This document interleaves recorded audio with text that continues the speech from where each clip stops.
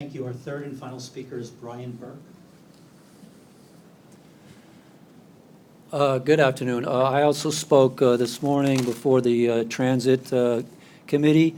Again, my name is Brian Burke. I am a whistleblower, and the reason I'm here specifically to Mr. Schwartz, I know you brought up the issue of fraud that it was alleged committed by employees, I believe, primarily in Long Island Railroad. I certainly have no information about that at all. What I have information to convey to you is fraud being committed by your Department of Law. I believe they're giving you either no information or incorrect information.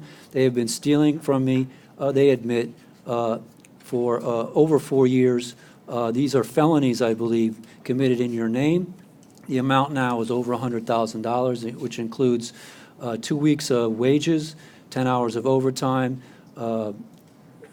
many weeks of vacation and sick, but primarily a wage differential. I do have an injury on duty that was caused, I proved in court, by the New York City Transit Authority. So, of course, this is all about retaliation. The amount of money is obviously a lot of money to me, but it's a rounding error, approximately 1/2 of your budget.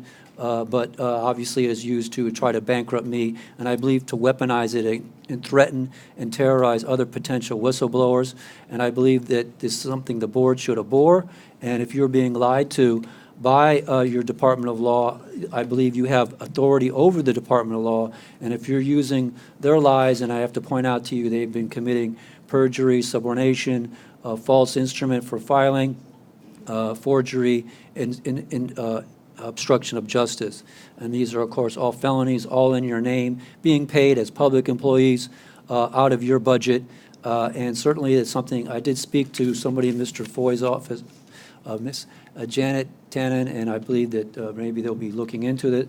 But I did want to inform the Finance Committee about this act, and I hope to speak with someone who is interested in fraud, not just being committed against the authority, but against employees. Thank you for your time.